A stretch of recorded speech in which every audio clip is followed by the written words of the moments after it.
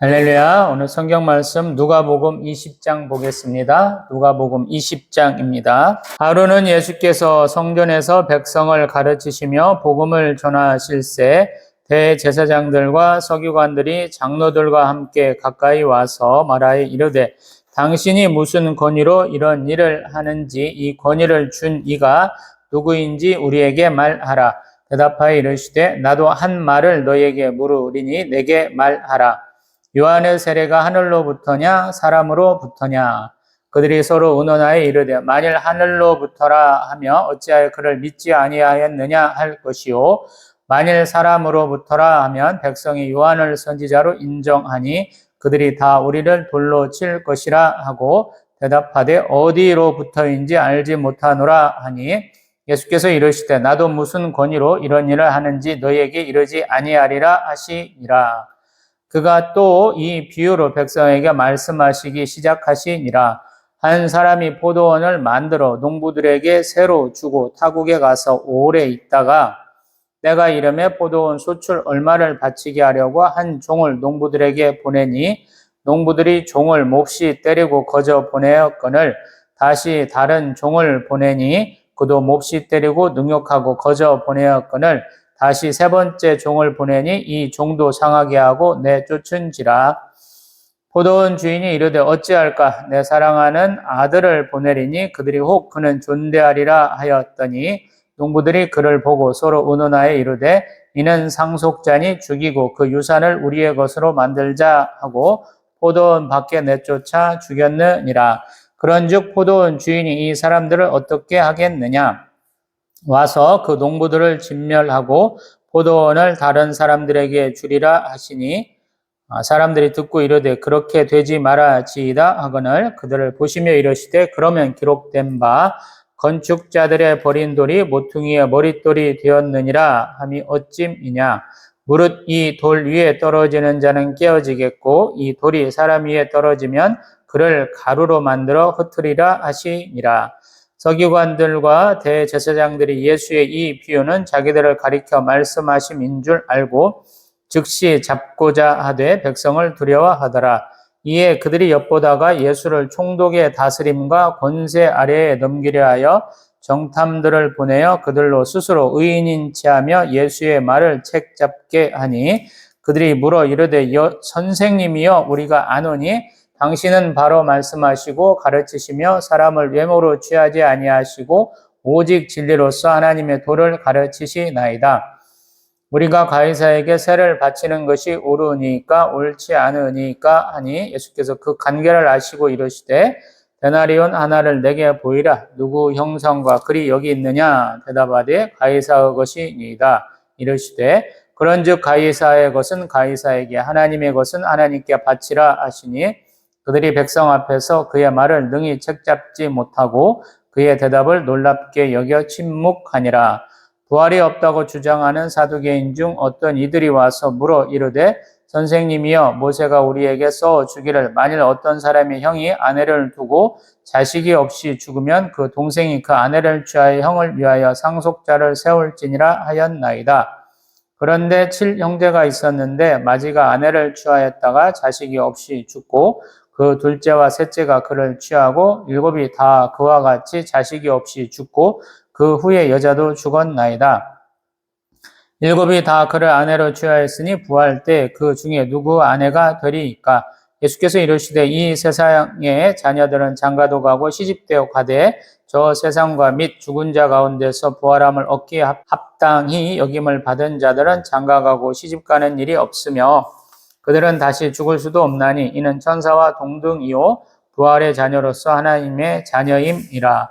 죽은 자가 살아난다는 것은 모세도 가시나무 떨기에 관한 글에서 주를 아브라함의 하나님이요 이삭의 하나님이요 야곱의 하나님이시라 칭하였나니 하나님은 죽은 자의 하나님이 아니요 살아있는 자의 하나님이시라. 하나님에게는 모든 사람이 살았느니라 하시니 서기관 중 어떤 이들이 말하되 선생님 잘 말씀하셨나이다 하니 그들은 아무것도 감히 더 물을 수 없음이더라. 예수께서 그들에게 이르시되 사람들이 어찌하여 그리스도를 다윗의 자손이라 하느냐? 시편에 다윗이 친히 말하였으되 주께서 내 주께 이르시되 내가 내 원수를 내 발등상으로 삼을 때까지 내 우편에 앉았으라 하셨도다 하였느니라. 그런즉 다윗이 그리스도를 주라 칭하였으니 어찌 그의 자손이 되겠느냐 하시니라. 모든 백성이 들을 때 예수께서 그 제자들에게 이르시되 긴 옷을 입고 다니는 것을 원하며 시장에서 문안받는 것과 회당의 높은 자리와 잔치의 윗자리를 좋아하는 서기관들을 삼가라. 그들은 과부의 가산을 삼키며 외식으로 길게 기도하니 그들이 더 엄중한 심판을 받으리라 하시니라. 아멘. 할렐루야. 우리 누가복음 19장에서 예루살렘에 입성을 하시고 성전에 들어가셔서 장사하는 사람들을 쫓아내는 장면까지 저희들 보았고요.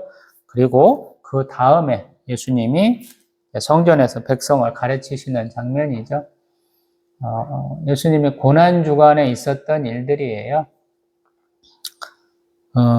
이 성전에서 가장 큰 권위를 가지고 있다고 하는 사람들, 자기들의 어떤 힘의 원천이라고 생각하는 사람들, 지위의 근거가 된다고 생각하는 사람들이 지금 차례로 예수님께 나와서 도전하는 장면이에요. 물리력을 행사하는 게 아니고 말로 논리로서 이기려고 지금 노력하고 있죠. 첫 번째 나온 사람들이 대제사장들과 서기관들이 장로들과 함께 나왔다. 가장 큰 핵심을 이루는 사람들이고 예수님의 어떤 치유나 말씀 사역, 제자 사역에 가장 반감을 가지고 있는 사람들이죠. 자기들은 율법을 잘 지키면서 하나님 앞에 신실하게 살고 있는데 너희는 너무 그렇지 않다라고 비난하면서 또 예수님한테 가장 많이 비판받은 사람들이죠. 그래서 이렇게 백성들을 가르치기도 하고 또한 이렇게 성전 청지원 사건을 일으키기도 하고 하는 사건, 이러한 행위에 대해서 무슨 근거로 네가 이런 일을 했느냐라고 따졌다라는 거예요. 근데 이 당시 이제 사람들이 말로 싸울 때, 소위 말해서 자기들이 옳으니 그르니 이렇게 토론할 때, 토의는 하나의 결론을 내면 되지만 토론은 누가 이기냐 지냐 이것들을 결판을 내게 되죠. 그래서 지금 그렇게 싸우는 거예요. 말로 싸우는 것인데 대부분의 사람들은 어떤 사람이 질문한 것에 대해서 대답을 잘 하는 것은 조금 절반의 승리 정도밖에 안 된다 그래요. 자기도 반론을 펴야 된다 그러거든요. 그래서 때로는 질문에 역질문을 해야 된다 이렇게 말하거든요. 그래서 우리 한국 사역은 조금 달라요. 우리는 조금 수직 개념이 좀 많아가지고 누가 질문하면 먼저 답하고 그 다음에 반론을 얘기하라 라는 식으로 하는데 성경에서는 조금 달라요. 질문에는 질문으로 답을 할 수 있어요. 역질문할 수 있다라는 거예요. 그래서 예수님이 뭐라고 역질문을 하셨냐면 요한의 세례가 하늘로부터냐 사람으로부터냐라고 물었다는 거예요. 제가 마태복음 나눌 때는 세례 요한을 굉장히 높게 평가하신 분이 예수 그리스도시다라고 얘기를 했고 제법 여러 차례 나오죠. 누가복음은 조금 그런 부분이 약하긴 하는데 예수님도 동시대의 자신의 동역자로 세례 요한을 여겼기 때문에 간주했기 때문에 이런 질문을 하신 것 같아요. 근데 이 예수님한테 따지러 온 사람들, 대제사장이나 서기관들이나 장로들은 이 말을 대답하기가 쉽지 않은 거죠. 왜냐하면 예수님이 대부분은 솔로몬 행각에서 많이 가르치셨다니까 많은 백성들 앞에서 말씀을 가르치는 중간에 지금 도전받으신 거거든요. 그래서 자기들도 대중들 앞에서, 민중들 앞에서 질문에 대한 답을 해야 하기 때문에 쉽지 않은 거예요. 왜냐하면 앞에 있는 사람들이 그 말씀을 듣고 판단을 하게 된다라는 것이거든요. 소위 말해서 자기가 토론하고 있는데 앞에 청중들이 있는 거예요. 관중들이 있는 상황이기 때문에 자기들이 가서 상의를 해본다라는 거예요. 그러다 보니까 하늘로부터라 그러면 유일하게 안 따른 사람들, 회개의 세례를 잘 안 받은 사람들이 이런 무리들이고요. 그 다음에 사람으로부터다. 지가 스스로 나서서 이런 일을 했다라는 식으로 선지자라고 여기지 않으면 백성들은 선지자로 여기는데 그러면 백성들이 아마도 우리 돌로 치지 않을까 걱정된다. 그래서 우린 대답 안 할 거야. 어디 있는지 모르겠다라고 대답을 한 것이고요. 그렇기 때문에 예수님도 니들도 대답 안 하는데 내가 뭐더러 대답을 해? 하고 대답을 안 한다라는 것이죠. 그리고 그 사람들은 이제 한쪽으로 빠지거나 갔거나 그랬겠죠. 그 사람들이 나간 상황 가운데서 백성에게 이 포도원 농부 비유를 얘기를 해주는 거예요. 방금 이러이러한 사람들이 온 것을 다 본 백성들 앞에서 이러한 얘기를 한다라는 거예요. 그래서 포도원을 만들고 세를 주고 타국에 나갔다가 돌아온 사람에 대한 얘기를 한다는 거예요. 그래서 시간이 되면 대개 포도나무 정도를 성경에 다른 부분으로 보면 대개 3년 정도면 수확을 해서 먹는 것 같아요. 대개 과실나무를 심으면 제대로 따기 시작하면 첫 번째 이제 제대로 수확하는 시기에 첫 번째는 하나님께 먼저 드리고요. 그 다음에부터 사람이 먹는 것으로 이렇게 얘기를 하거든요. 아무튼 그 사람이 몇 년을 나가 있는지 모르겠지만 이제 충분히 자기가 세를 받아도 되겠어 하는 때가 되었고 그때 자기가 이렇게 농부들한테 야 포도원 소출 좀 줘봐 그러는데 농부들이 처음에는 보낸 종을 몹시 때리고 그냥 거저 보냈다라는 것, 쫓아보냈다라는 것이고 또 두 번째 종도 몹시 때리고 능욕하고 또 빈털터리로 보냈다라는 것이거든요. 또 세 번째 종도 같이 했다라는 것. 재고에 여기지가 없이 나는 세를 안 줄 거야 이렇게 행동을 했다라는 것이거든요. 그때 포도원 주인은 어떻게 하겠느냐 그러면서 마지막 수단으로 내 사랑하는 아들을 보내면 그들이 혹 존대하리라라는 거예요. 왜냐하면 이제 신분의 차이가 있잖아요. 이 포도원 농부다 그랬는데 대개적으로 보면은 자영농이 아니고 이렇게 품꾼에 비슷한 사람들일 수 있으니까 신분 차이가 굉장히 많이 나는 거예요. 그래서 자기를 대리하는 사람, 포도원 주인의 아들을 보내면 이제 잘못했다고 사죄하고 소출을 보내겠거니 하고 보냈는데 아니다라는 거예요. 이 사람만 죽이면 된다라는 거예요. 상속자가 이 사람이니까 이 사람을 죽이고 우리 다 이거 우리 걸로 하자라고 했다는 것이거든요. 그래서 이 자기 아들을 포도원 밖에서 죽였다라는 거예요. 명백한 강도고 명백한 살인이죠. 그랬을 때 포도원 주인은 어떻게 하겠느냐? 백성들은 당연히 그렇게 대답하겠죠. 농부들을 싹 죽이고 포도원은 다른 사람에게 맡겨야 되겠다 이렇게 생각하고 또 예수님이 말한 비유에 다 그렇게 생각하겠죠. 근데 16절에 보면 그렇게 되지 말아지이다 이런다는 거예요. 아니 그렇게 비상식적인 일이 일어나면 안 되지요. 당연히 포도원 농부는 세를 바쳐야 되고 주인의 아들 보냈으면 사죄하고 다시 새롭게 화합해야지요. 이렇게 생각한다라는 거예요. 근데 그렇게 안 했다는 거예요. 그러시면서 예수님이 이제 시편 118편 22절 이하를 인용을 하죠. 건축자들의 버린 돌이 모퉁이의 머릿돌이 되었다라는 거예요. 실제로 성전 건축 과정 중에 이런 일이 있었다 그러죠. 머릿돌은 항상 중심이 되는 거죠.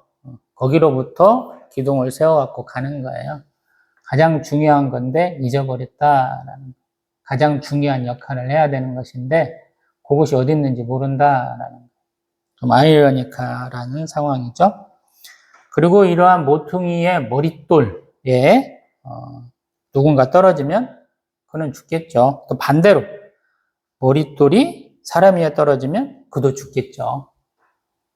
어쩔 수 없이 죽는다라는 거. 가장 중요한 것을 사람들은 잃어버리고 잊어버린다라는 것이고 결국에 그러한 것이 정해진 때가 되면 심판의 도구로서 쓰인다 이런 표현이거든요. 그러다 보니까 이 서기관들과 대제사장들은 이것이 자기들을 비유한 것이다 라고 알고는 굉장히 화를 낸다라는 거예요. 그래서 우리 19절 말씀처럼 즉시 잡아서 홍군형을 내주겠다 그러는데 백성들이 너무 두렵더라라는 거예요. 예수님 말씀을 너무 잘 듣고 있으니까 예수님이 하신 말씀에 끄덕끄덕하고 있으니까 못한다라는 거예요. 그러다 보니까 이 사람들이 이제 뭔가를 좀 꿍꿍이를 가지고 꾸미는데 그게 뭐냐면 20절 총독의 다스림과 권세로 예수님을 치자라는 거예요. 그래서 정탐꾼들 보내는데 이 사람들은 스스로 의인인 체하고 예수의 말을 이렇게 책잡게 하는 자다라는 거예요. 그래서 그들이 첫 번째로 행한 것이 뭐냐면 우리 가이사에게 세금을 바치는 것이 옳습니까? 라는 거예요. 세금. 이 당시 항상 얘기하지만 팍스 로마나 로마가 지중해와 북해, 흑해 저기 그런 쪽으로 막 뻗어가고 있는 상황이죠. 그러다 보니까 이방인들과 전쟁을 해서 땅을 넓히고 노획물을 얻고 이런데 굉장히 돈이 많이 들어가요. 그들이 풍성함에도 불구하고 전쟁 물자가 굉장히 많이 필요한 것이죠. 그러다 보니까 각 지역에 할당된 세금들이 있어요. 근데 그것이 조금 내는 사람 입장에선 가혹한 것이죠. 안 낼 수도 없고 안 내면 그들이 다시 와가지고 다 죽이니까. 근데 내잔이 너무 가혹한 거예요. 그래서 그런 문제를 갖고 얘기하는 것이죠. 이스라엘 사람들도 지금 여러 당파들이 우리 싸워서 한번 이겨보자. 우리 나라를 되찾자 하는 것 중에 하나가 이 세금 문제가 불거지거든요. 그러다 보니까 예수님이 이거는 대답을 잘 못하실 거야 라고 나름 생각한 거예요. 근데 예수님 그들이 세금으로 내는 지금 그 지중해 일대에서 가장 보통적으로 통용되는 화폐 로마의 동전을 보여라라는 거야. 데나리온 하나 보여봐 그러는데 거기에는 우리 가이사의 얼굴 글자가 이렇게 새겨져 있겠죠.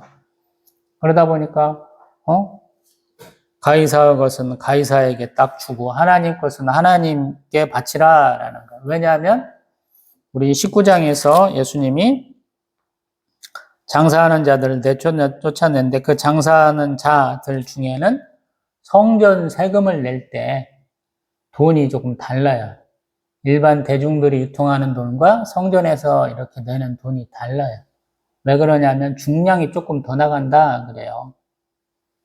그래서 성전 세금을 바칠 때 너희들이 그런 동전을 쓰는 것처럼 그렇게 하라라고 그런 거예요.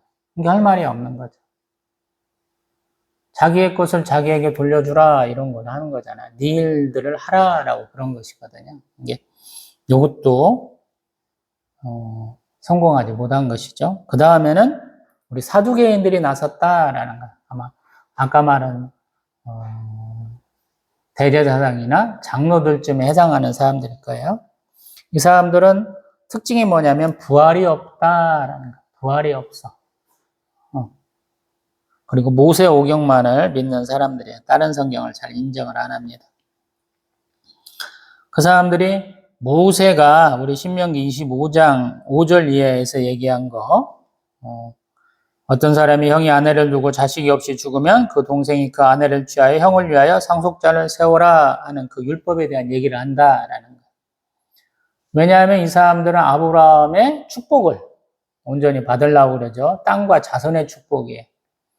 어떤 사람이 태어난 것은 하나님의 축복이에요. 그래서 그 사람의 이름이 이어질 수 있도록 그 자손을 세워야 되는 거예요. 우리나라에서도 있죠. 양자를 드리는 거예요. 어떤 사람이 결혼을 했는데 자녀가 없어요. 그러면 친척 중에서 하나를 받아들여서 그를 자기의 이름을 잇도록 자기의 제사를 드리도록 만들잖아요. 그런 경우라는 거예요. 여기는 더 확실하죠. 바로 밑에 동생이 이어서 하라라는 거예요. 전 세계의 많은 나라들, 민족들이 이러한 것을 아직도 하고 있습니다. 근데 문제는 뭐냐면 이 여자와 이 가정이 굉장히 불행하다라는 거예요. 형제가 무려 7이나 있는데 자녀가 하나도 안 태어나는 거예요. 형제도 죽고 이 7 형제를 남편으로 맞았던 아내도 죽었다라는 거예요. 그래서 그들이 부활할 때 누구의 아내가 되겠습니까? 라는 거예요. 이게 참 문제죠. 부활을 안 믿어요. 근데 부활할 때 이 사람들 가족 관계는 어떻게 되겠습니까? 라고 묻는다라는 것이거든요. 그래서 예수님이 해주시는 말씀 34절 이하로 세상 사람들은 장가도 하고 시집도 간다. 그러나 저 세상과 죽은 자 가운데서 부활함을 얻기에 합당히 여김을 받은 자들은 장가가고 시집가는 일이 없다. 아예 그냥 장가가지 말고 시집가지 말라라는 얘기처럼 들릴 수도 있는데 반대로 보면 우리가 하나님의 백성이 된다면 그래서 다시 부활한다면 어떻게 되겠느냐라는 거. 부활을 안 믿는 자들이 부활을 얘기를 할 때 예수님은 부활의 개념을 얘기를 해주시는 거거든요. 일단 결혼에 대한 문제를 조금 더 새롭게 이렇게 하시는 것 같아요. 그러면서 36절 그들은 다시 죽을 수도 없다.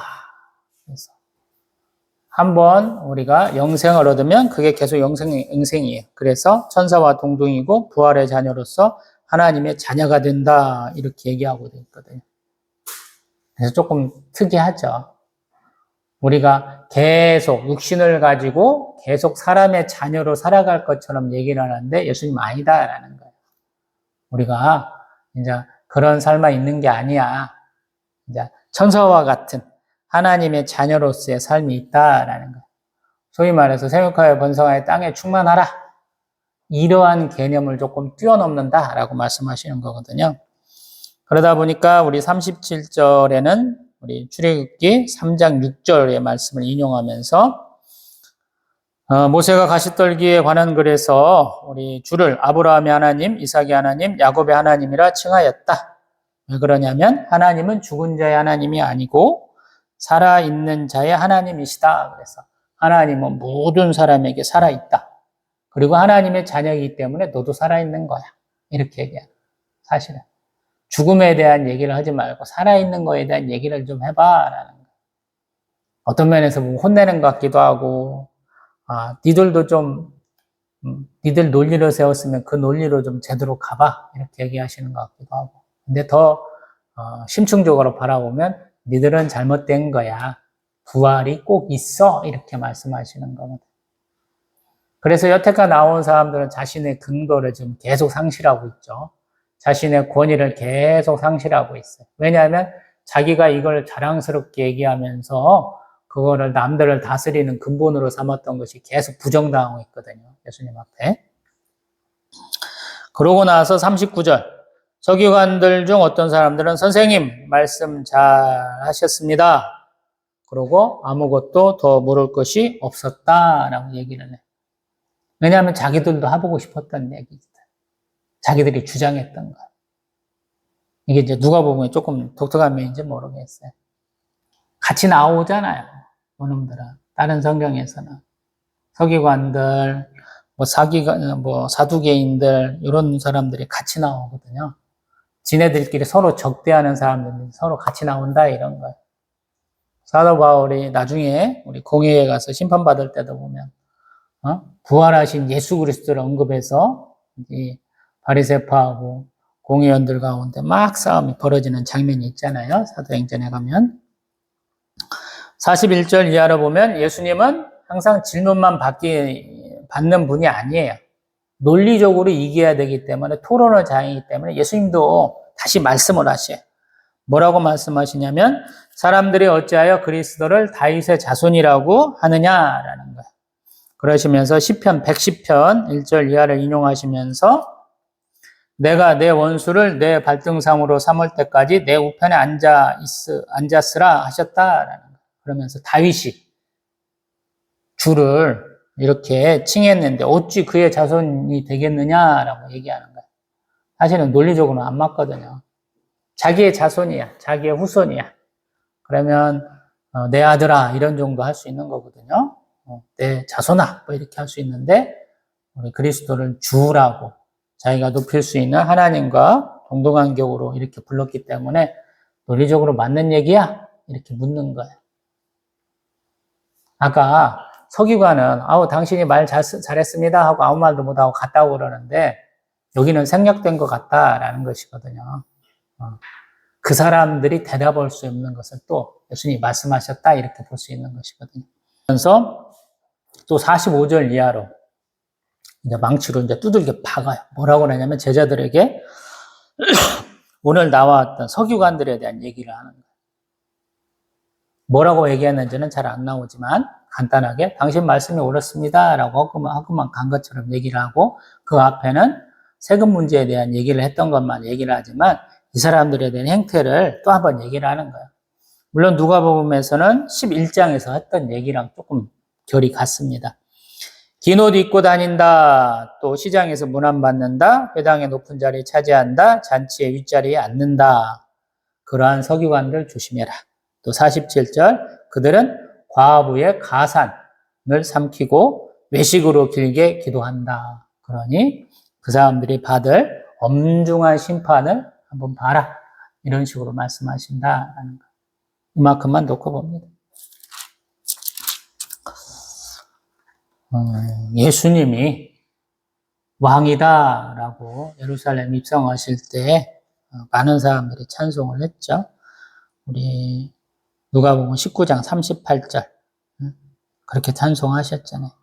많은 사람. 근데 그 찬송을 가장 크게, 가장 기쁘게 쓸 만한 사람들이 지금 20장에 와서는 예수님한테 계속 이렇게 도전하고 있거든요. 질문을 해서 예수님을 곤란에 빠지게 하려고 노력하고 있어요. 왜 그러겠느냐라는 거예요. 어떤 사람들에게는 신앙은 신앙이에요. 내가 하나님을 섬기는 당연한 삶의 방식이에요. 자기가 살아가는 삶이에요. 근데 어떤 사람들은 신앙이 자기의 어떤 직업이 되고 자기의 어떤 위상을 높여주는 자존심을 세울 수 있고 자기의 어떤 위치를 결정하는 것이 돼요. 하나님 앞에 순종하는 게 아니고 하나님을 조금 자기 마음대로 이용하는 것에 해당하는 것이 되거든요. 근데 이 당시 그러한 모습으로 봐야 되지 않나 싶어요. 이스라엘은 지금 온전히 하나님을 섬기는 것과 하나님을 좀 자기 마음대로 좀 이용하고 자기 뜻대로 좀 이렇게 하나님의 행사가 좀 이어졌으면 좋겠다라고 좀 이렇게 이끌어가는 모습들이 제법 많거든요.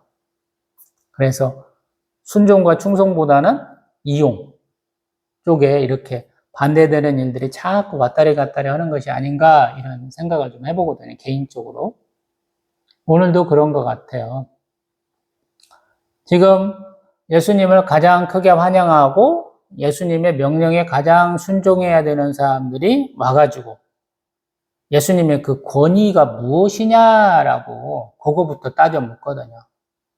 이것은 예수님이 내나 죄사하는 권세, 하나님을 모독하는 신성 모독에 해당하는 것이다 라고 봤었던 예수님의 이적 가운데서 계속 나온 거랑 똑같거든요. 세례 요한 이후로 가장 크게 백성들에게 영향력을 행사하고 있는 분에 대한 이들의 반응이다. 근데 유대인의 역사에서 예수님은 거의 철저하게 지워지신 분이에요. 어떤 면에서 보면. 왜 그럴까 보면 예수님의 사역이 굉장히 이렇게 힘없는 사람들 가운데서 이루어진 것 같아요.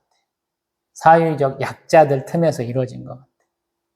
주도 계층에 대한 영향력이 그렇게 크지 않았기 때문에 된 것 같아요. 또 더불어서 AD 70년에 예루살렘에서 수백만 명이 죽었을 때 기독교인들은 그러한 화를 면했었거든요.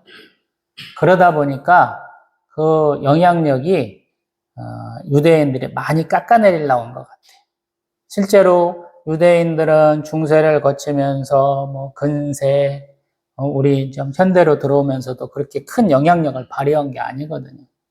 언제 한번 말씀드려봤습니다만은 이베리아 반도, 우리 포르투갈 스페인 영에서 회교도들 쫓아낼 때 유대인들도 같이 쫓아냈거든요. 그래서 그 사람들이 진짜 저기 서유럽 쪽에 네덜란드, 벨기에 이쪽으로 올라가면서 그들이 이제 금융업, 또 보석, 세공 같은 것들을 다루기 시작하면서 어떤 그들의 본격적인 이렇게 재력들이 더 많이 쌓인 것 같거든요. 물론 그 전에도 유대인들은 가난한 편은 아니었어요. 굉장히 상제가 뛰어난 사람들이에요. 상업을 굉장히 잘하는 사람들이었기 때문에 그럼에도 불구하고 이 사람들이 어떤 면에서 보면 좀 그런 면들이 좀 있었던 것 같아요. 다시 본문으로 좀 돌아와 보면 심지어 성전에서도 이 사람들은 장사를 한다라는 거. 자기가 가져와야 되는데 먼 곳에서 오면 편의를 위해서 가까운 곳에서 돈으로 바꿔갖고 내면 좋다. 또 세금도 내야 되니까 성전세도 내야 되니까 그런 것에 편의를 제공하는 것에서 점점 이것이 자기들이 돈을 벌 수 있는 수단으로 악용이 됐고 그렇기 때문에 예수님이 더 화를 나시고 그들을 혼내신 거예요. 만민이 기도하는 집, 때로는 만민을 위해서 기도하는 집이다라고 성전을 일컬었었는데 이제는 강도의 소굴을 만들었다 하시면서 굉장히 분노하시고 예수님이 여태껏 보이지 않았던 과격한 행동을 보이신 거거든요. 상을 엎으시고 쫓아내시고 막 이렇게 하셨다라고 그러잖아요. 그렇기 때문에 그거에 대한 항의를 하러 온 거예요. 어떤 면에서 보면 이 사람들은 예수님을 굳이 돋보이게 해줄 필요가 없는 거예요. 예수 앞에 자기들이 나가서 직접적으로 따질 필요가 없는 것이거든요. 이 사람들도 계속 궁지에 몰린 거예요. 예수님이 굉장히 유명해지고 그를 따르는 사람이 많아짐으로써 자기들에게 직접적인 타격이 오니까 와서 예수님한테 따지기 시작한 것이거든요. 근데 예수님은 너무나 당연하게 우리 세례 요한의 세례에 대한 부분을 가지고 얘기를 한 거죠. 너희들 왜 그때 안 했어? 라는 거예요. 회개하라 천국이 가까이 왔느니라. 회개했어야 되는데 왜 회개 안 했어? 이렇게 얘기하는 거거든요, 사실은. 근데 이 사람들은 회개할 일이 없죠. 회개하면 자기들 있는 거 다 놓고 나가야 되거든요. 빈털터리가 되고 자기가 누리는 지위를 다 잃어버리거든요. 이게 할 수가 없는 거예요. 강대강으로 부딪힐 수밖에 없는, 싸울 수밖에 없는 상황이 지금 되고 있는 것이죠. 그래서 예수님 결국에는 십자가에 매달려 돌아가시는 것이고요. 그리고 또한 백성들에 대한 사역을 예수님이 계속 하시는 이유가 있어요. 백성들은 자기가 들었던 걸로 지금 계속 자기들이 이끌려 가고 있기 때문이에요. 소위 말해서 자기가 들었던 대로, 자기가 교육받은 대로 우리가 행동하기 마련이거든요. 우리 지금은 가스라이팅 이런 표현을 하죠. 자꾸 그렇게 유도하는 거예요. 우리 주변 이웃나라 중국도 그렇고 일본도 그렇고 역사를 제대로 가리키지 않죠. 자기들의 침략과 자기들의 잘못한 것은 다 숨기고 자기들이 별스러운 나라인 것처럼 애들한테 자꾸 애국주의를 부추기잖아요. 국내에서 살 때는 그 지들이 정말로 잘난 줄 알지만 해외에 나가면 부끄럽다는 걸 알잖아요. 중국놈들 먼 외국만 나가면 수업 시간에 맨날 얘기하잖아요. 우리 유튜브 보다 보면 만물이 다 중국에서 말미암았다 그러잖아요. 되지도 않는 햇소리로 다 깎아내리고. 일본 놈들은 아직도 뭐가 그렇게 자존감이 낮고 뭐가 그렇게 맺힌 게 많은지 혐한 서적이 서점에 가면 맨날 가장 좋은 위치에 베스트셀러로 맨날 뽑힌다 그러잖아요. 나라도 크고 사람도 많고 아쉬울 거 하나도 없는 놈이 왜 이렇게 조그마한 한반도에 대한민국에 그렇게 자존심을 상해하는지 모를 정도로 쫌팽이 짓들을 많이 하잖아요.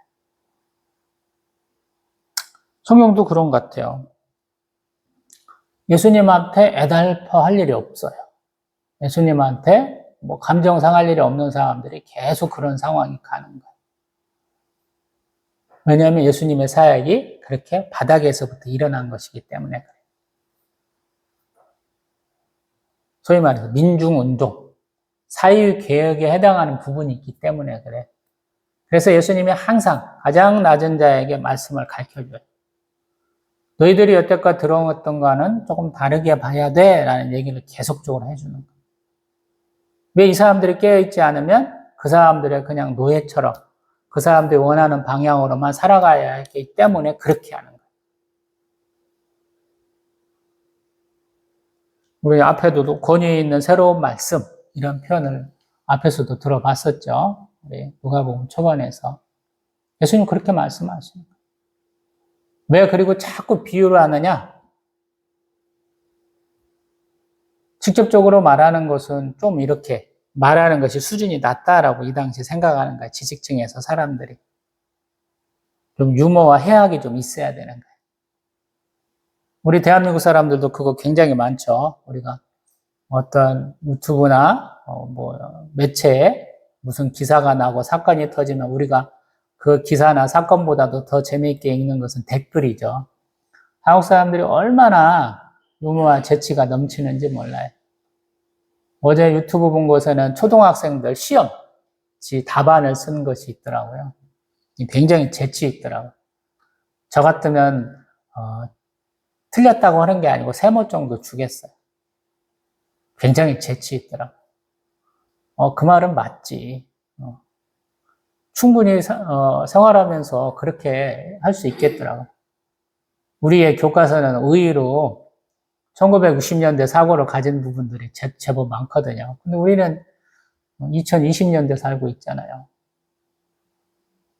그래서 충분히 아이들이 그렇게 써도 맞겠다, 이런 생각이 들더라고요. 그리고 또한 보면 예수님은 항상 십자가 대속으로, 십자가 사랑으로 우리의 모든 죄를 다 용서하셨어. 맞는 말씀이에요. 예수님은 틀린 거, 잘못한 거, 죄 지은 것을 다 덮으시는 분은 아니에요. 그거를 꼭 밝혀주시는 분이에요. 제대로 깨달아야 되고 바른 길로 돌아와야 된다라고 그래요. 죄인 하나 얻기 위해서 예수님 노력하시지만 죄인은 회개해야 된다라고 말씀하고 있거든요. 그래서 어려운 거예요. 회개하지 않는 죄인, 잘못했다고 인정하지 않는 죄인을 우리가 용서해야 됩니까? 이런 문제가 있다면 저는 단호하게 아닙니다 라고 말씀드릴 수 있어요. 예수님의 방식이 아니에요. 예수님 말씀하시거든요. 그리고 그러한 자들에 대한 심판도 말씀하셨어요.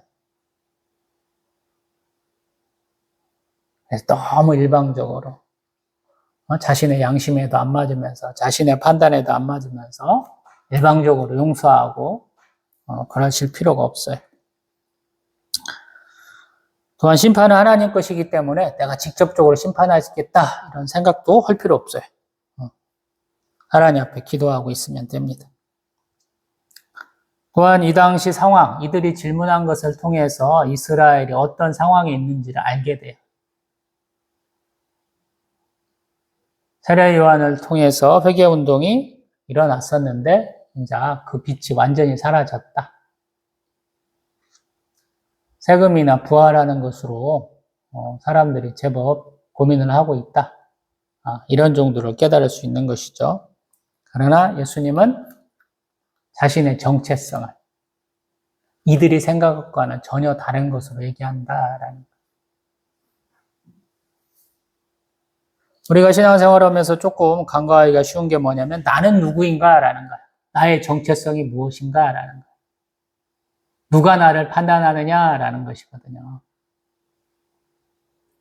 예수님은 이스라엘 백성에 의해서 판단받지 아니하시죠. 하나님이시니까. 성육신 하셨으니까. 자기의 사명과 소명을 이루시려고 오셨으니까 그런 게 별로 치우치지 않잖아요. 신경 별로 안 쓰시잖아요.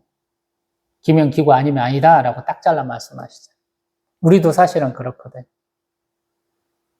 신앙생활도 내가 하나님을 기쁘게 하기 위해서 이 땅에 창조되었죠.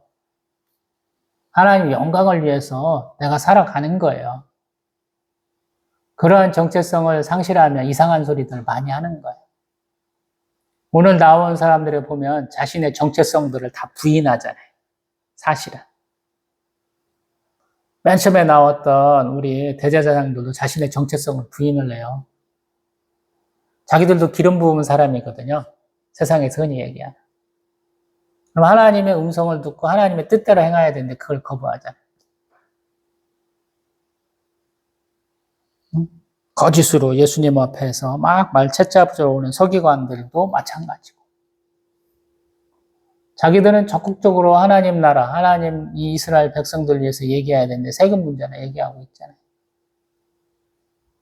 세금 문제가 아니고 절기를 어떻게 지키고 제사를 어떻게 지키고 이런 걸로 물어봤더라면 예수님 더 좋아하셨겠죠. 재물이 아니고 하나님 나라를 위해서 대한 것도 물었더라면 더 좋았겠죠. 자기들이 꿈꾸는 게 부활이잖아요.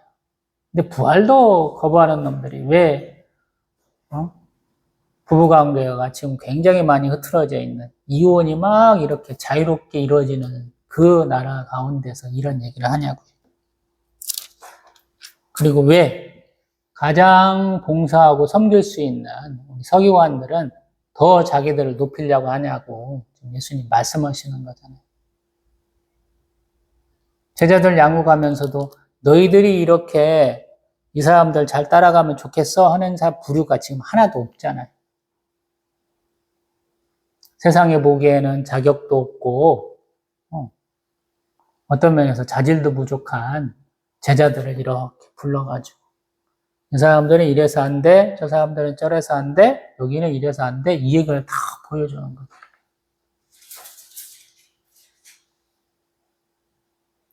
그리고 그것은 좀 새롭게 봐라라는 거죠. 새로워져라 이런 얘기잖아요. 예수님은 그렇게 새롭게 하시려고 오신 거예요. 우리가 기존에 생각해 왔던 것이 심히 잘못된 것일 때 예수님은 그것을 바꿔주시려고, 개혁하려고 오신 것이거든요. 그래서 예수님은 어떤 면에서는 선지자적, 선구자적 모습을 많이 보이시죠. 싸워나가야 된다라는 거. 우리의 정체성 가운데는 그렇게 어떤 투사의 모습이 좀 있어야 되거든요. 내가 누구의 영광을 위해서, 누구의 명예를 위해서, 누구의 이름을 위해서 싸워야 되느냐라는 것입니다. 우리는 바벨탑 사건 이후에도 그렇지만 자기 이름을 내고 싶어 하거든요. 신앙생활이라는 것은 자기 이름을 내는 게 아니에요. 많은 분들이 착각하시더라고요.